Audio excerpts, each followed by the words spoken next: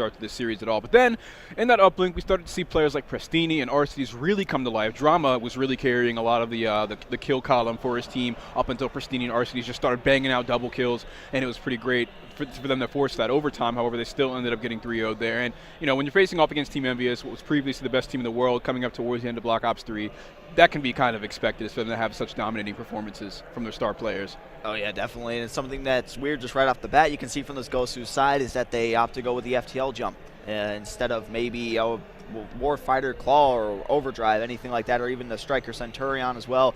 But you look at the side of FaZe, they had everything locked in straight off the bat. I mean, these guys, like we said, they've been grinding. They haven't changed anything up in their game plan. They know what they're doing. So come out in this one, I mean, it's just another thing, right? FaZe knows the game better than Gosu does. FaZe can slay better than Gosu. So tell me what you think about the Striker pick with Centurion. What do you think about that and how it's going to influence the hardpoint here? I love the Centurion pick. I think especially with the weapon draft being out, with a player like Clayster, who there was always kind of like a jump switch with him and Abel and Zuma deciding what they want to do. At one point he had an NV4 in his hands, the other time he has K-Bar and stuff like that. So I like the Centurion pick. I wish more teams would actually utilize that instead of like the Overdrive, which I mean the Overdrive can benefit you greatly. The Claw doesn't do too much for you. It takes actually a lot to get that. So I think the Centurion pick is very good. It can be very beneficial. It's more of just a nuisance in terms of putting it down on the map. It doesn't do a whole lot for you. It kind of stuns the players a little bit, but if a player just gets set up and they're wide open with the Centurion, they can take it out within a clip of a gun.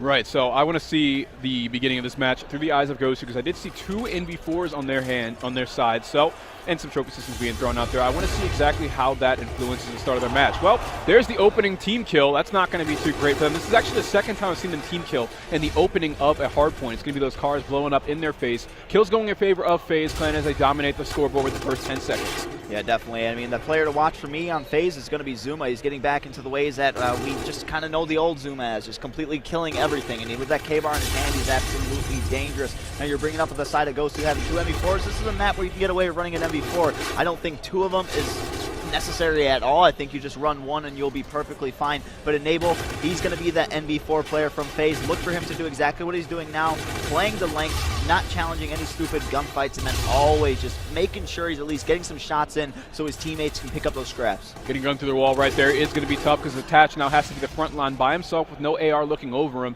as the rest of FaZe, as you can see, they're already trying to rotate over. Clay's just going to be coming through hallway, trying to get to flat, has to win this engagement, and no, he's going to fall to the NV4. He finds a headshot on him, and most of those kills going in favor of Gosu. However, the scoreboard, as you can see, they're still dominating by 30 seconds. They definitely are. Zuma's going to fall right there. The players from Gosu going to be getting control of this bottom bike area. Right now, look at the setup that they have. If you watch the mini-map, it's going to cause FaZe players to kind of get a split spawn. They're kind of all over the place right now. One player from FaZe did spawn all the way by bridge. The others are spawning up in the graveyard. So a pinch can come in. I would have liked for Zuma there. Maybe to back up, wait for his teammates to come in. Yeah, he was way too aggressive there, Dirk. And then you see another player coming around right here on the flank. That is going to be Arceus. He's pushing all the way through grave. Now this can be crucial. If he just plays silent, plays his life, and maybe gets a couple picks here and there, spawns could go in their favor, but he's going to have a handful, but he does have the NV4, so he can play the range. But you see right now, players are starting to flood around this grave area. Yeah, Arceus has a nice wall of red ahead of him. However, he's able to catch one off guard, finishes the second job. We're seeing a brand new Gosu here starting off this game. Arceus currently on a 6 kill streak, trying to make it 7, but Enable with the Hornet's able to shut him down. I think he's running the Hornet. Actually wasn't able to quite see what his secondary was. Yes, the Hornet, that's going to be the automatic pistol. Going in for his second gunfight, you can see just how dangerous that weapon is up close. Now, 3 players down for Gosu, and 1, as you can see, is Arceus challenging by himself. If he just tries to stay long range here, as you can see, he's trying not to, get up in their face because he wants to wait for his team to push. That's going to be very beneficial for them. He's just serving as an annoyance here, and maybe someone on his team could set up a flank. Yeah, the positioning of Arceus is sort of like a pre-patch. Where he was, his teammates would have spawned right on top of him. There's really, with this whole new patch and the new hardpoint system, it works out greatly. It makes hardpoint great again in a certain aspect. It just makes him spawn so far out. It slows down the game mode completely. So that's you kind of see from him. The map is so big. Retaliation, probably the biggest map that we have in Infinite Warfare. Sick reference. You make them spawn all the way out. It's going to take them so long. You see FaZe dominate a majority of hill just because of that. And it's going to be Gosu picking up the scrap time. As you look on the minimap, FaZe rotating early, but Gunless going to get the big breakout kill there on Enable. That could open things up for Gosu.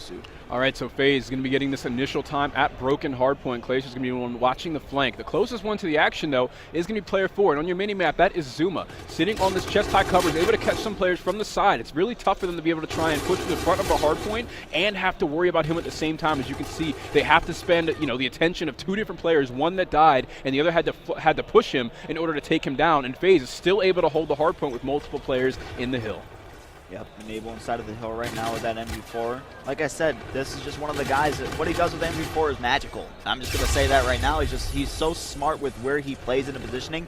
And I think with the whole weapon draft ordeal was saying that it's a disadvantage. You found Enable with the MV4 wasn't really complaining much unless he was running close encounters, which, I mean, the MV4 is going to lose the majority of those fights. So he's very good at just sticking and playing those power positions with that weapon. And that's a big part to FaZe's success, especially on a map like Retaliation. Look, now the rotation should be coming in here shortly. Clayster's already in position in hallway, but he looks like he feels like he's going to get pinched here. He doesn't exactly have a read on how Gosu's going to be rotating to this part of the map, and he doesn't really have his team's help until just now. So there's the aggression coming in from the rest of the FaZe players. Clayster's going to push up, try and sniff out this player around the corner, but no, Gunless is going to find the two-piece before being traded off by Zuma.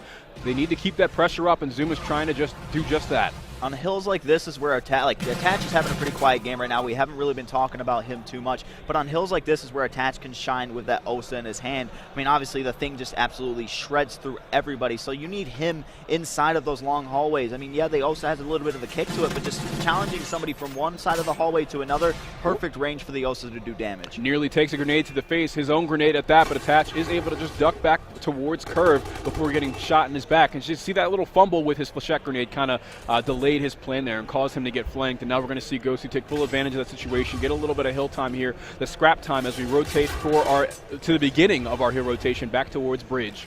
I like this setup that Gosu has right now, completely pushed out on both sides, just holding down those choke points, and it is working out for him thus far. FaZe going to keep spawning back in this bridge area, but they did get that initial kill. It's going to be Attached taking out Drama. Now things are all opened up for FaZe, while Enable is also coming around on the flank, going to be spotted by one player. Never going to win that gunfight, especially when the K-bar is right in your face. Clayster trying to fly into the hill to make something happen. He will be taken out as well, so the hold by Gosu going pretty good, but FaZe going to be right in control of this. So Enable there, his flank wasn't incredibly successful on his own because he got killed pretty quickly. However, that did give room for Clayster and Attach to push up and get some time on the hard point and keep the pressure on the objective. So that flank, although he didn't find kills from it, ended up being successful for FaZe in the long run. As we see, Clayster has a little bit of a hot hand, finds himself 2 kills, gets shut down by Drama. Instant trade going in. That's going to be Attach who's able to do so on a 5 kill score streak at the moment.